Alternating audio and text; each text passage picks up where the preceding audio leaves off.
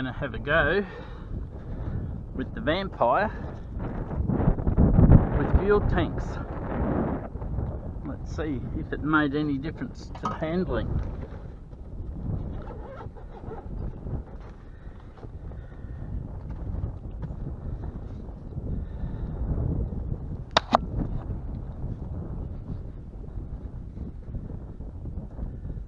Welcome to OpenTX.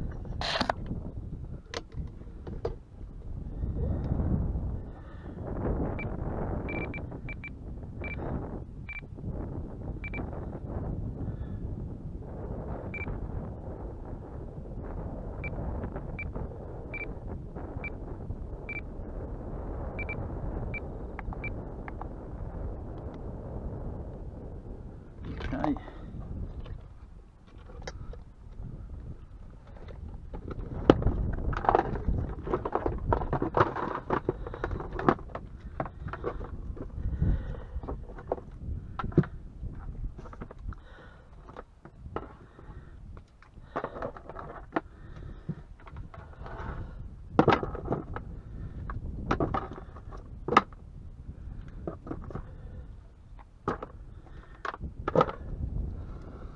Our Vampire takes two 2200s, and if we don't have any dramas we get about 10-15 minutes out of them.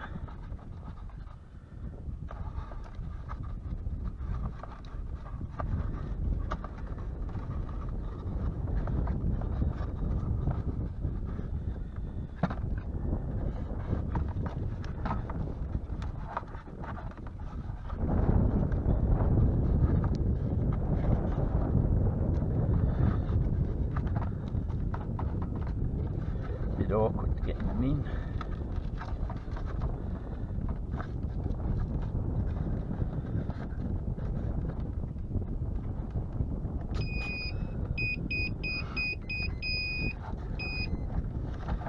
It has a lost vapor in it too, so if it goes down in the long grass over there or the reeds, as long as the batteries don't disconnect, I'll be able to find it.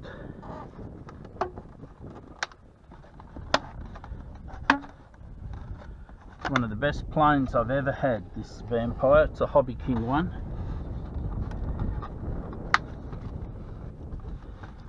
They don't normally come with those fuel tanks. I've ordered a couple of spares off the V-tail, the little Bonanza. Anyway.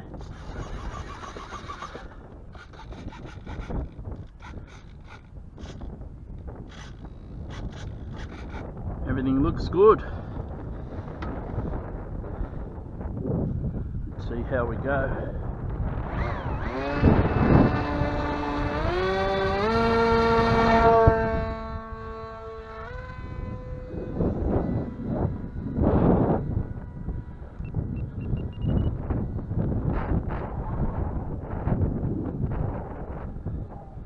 Flies beautiful, this plane. Problem with this site is there's always wind here, but always degrees of how windy.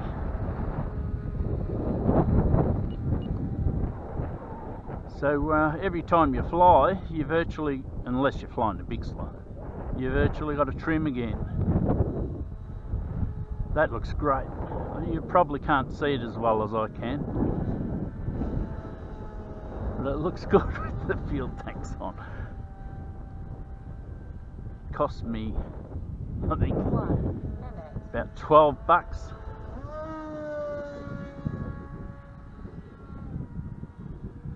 It's quite fast, this plane. It's not a jet. I made it into a push prop to get better flying time. It was bought as a kit. It never came with anything in it. Everything in it I put in it. It's on about its third motor. As a pusher, I found the motors would overheat behind the bulk of the plane. You know, the back, the opposite of the real jet area, is so big there's not a lot of cooling in the motors. So what I had to do was actually drill the mounting that I've used for the air holes to get through to the motor. Since I've done that, I've had no dramas with it. I haven't burned a motor since I drilled the holes. This is actually the 4th motor. The other 3 all burned up. I actually put carbon in the spars. I put a spar in it, but I also put the carbons in the tail booms. Didn't make any bloody difference. Like, it's stiffer, but as to the way the plane handles, it didn't make any difference.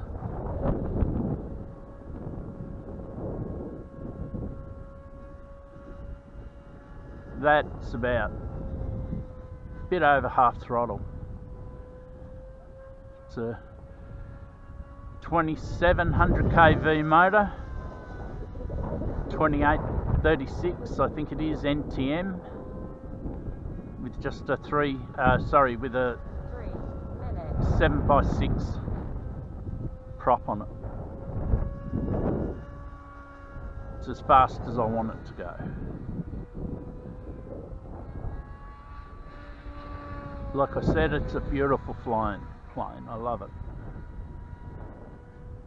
One of the very few planes I would replace if I smashed it up. These days though, you can only buy the plug and fly versions of it, and they got the horrible Canadian big red nose on it. I suppose it'll be alright on Red Nose Day.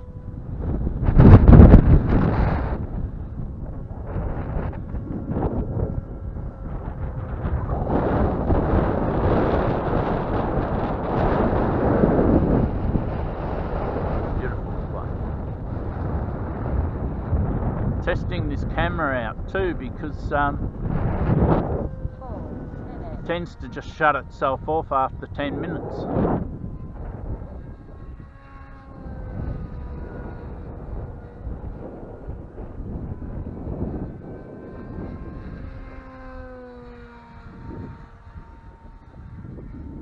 What a beautiful plane.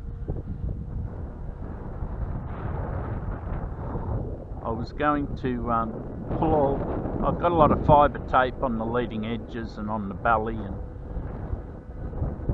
anywhere that I thought would get damaged in a rough landing, because here it's all rough landing. You've got to belly land everything virtually, and fibre tape's been on it so long, about 4 or 5 years I'm guessing. It's all gone yellowy orange and horrible. Oh well, a lot of it has. 5 minutes.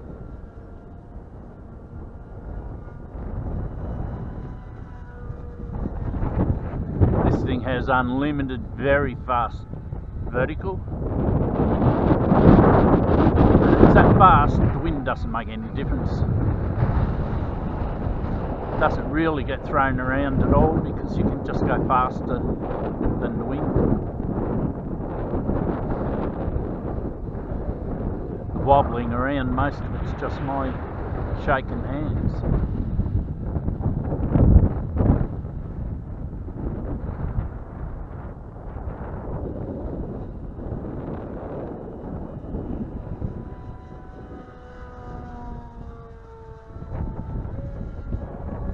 How's that for vertical?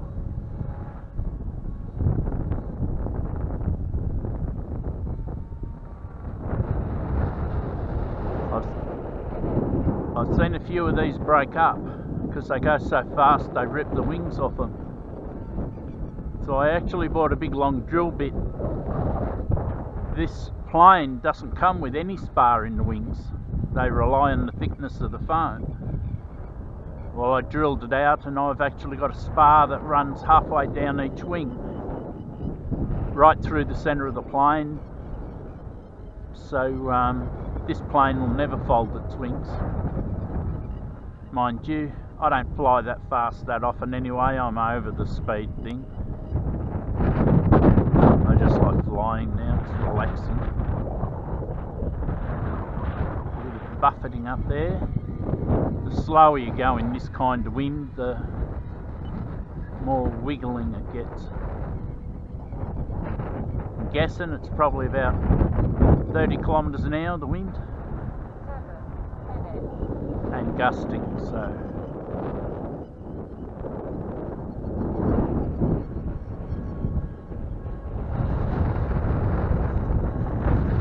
When I first pulled up here, there was an eagle sitting on the ground over near that one tree, and I can hear the birds all squawking now, so he must be still here somewhere.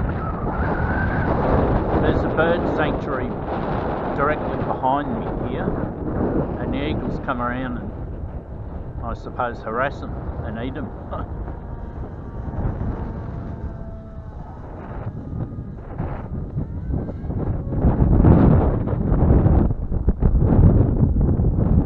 Not only does this plane fly fantastic, but it glides.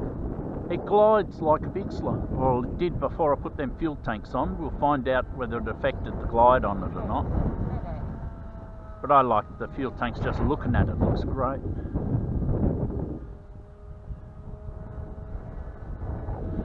We got 8 minutes so far. I'll bring it in at 10 because I never want to risk this plane.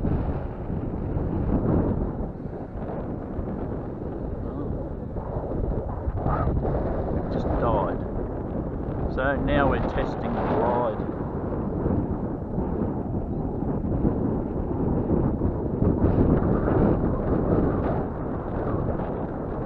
Ooh. Oh well. We only got 8.5 minutes. It's a bit disappointing. I probably had to fly a bit faster because the wind's a bit stronger today. Yeah, where's that eagle? Can't see him.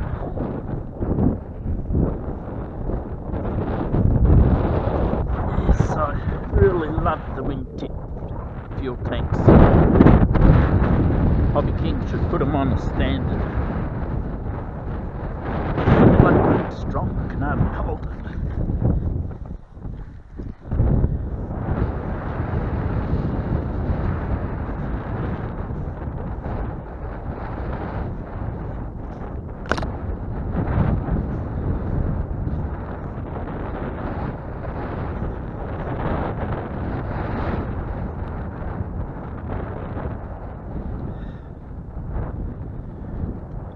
So that was the Vampire.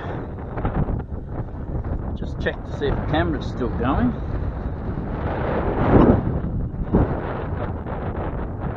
Yeah.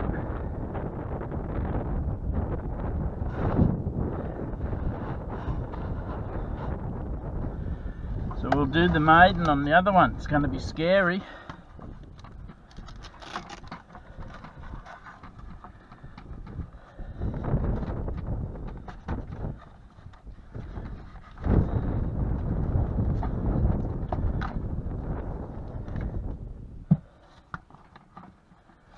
Okay, well that went good. Hey, I don't know if you can see, but how good does that look with those fuel tanks?